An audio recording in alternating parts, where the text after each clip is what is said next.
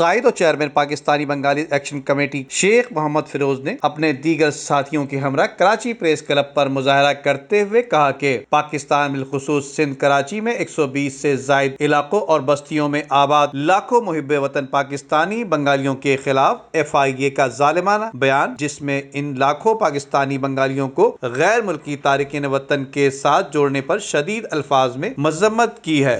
इस्लामी जमहूरियत पाकिस्तान बनाने के लिए हमने लाखों जानों का नजराना पेश किया। तारीख को कोई जुटला नहीं सकता। आज मैं यहाँ से लेके कराची से लेके इस्लामाबाद के आला ओहदेदारान को, इदारों को, इदारे के बड़ों से मुखातिब हूँ।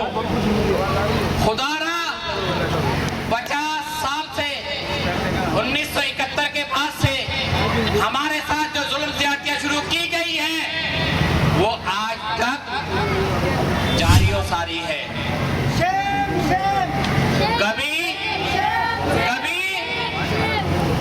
नारा के शक्ल में, कभी नादरा के शक्ल में, कभी बंगला सेल के शक्ल में, कभी FRSB की शक्ल में और अब माशाअल्लाह FIA की शक्ल में, जो चंद हजार को 4 मिलियन तक पहुंचा दिया। इस तरह का अल्फाज इस्तेमाल करना, मुहिब्बे वतन पाकिस्तानी बंगालियों को बांग्लादेशी कहकर पुकारना, इस बात का सबूत है फैसल सब्जवारी अब तक नादान है, कम इल्म है, तारीख से नाबलद है।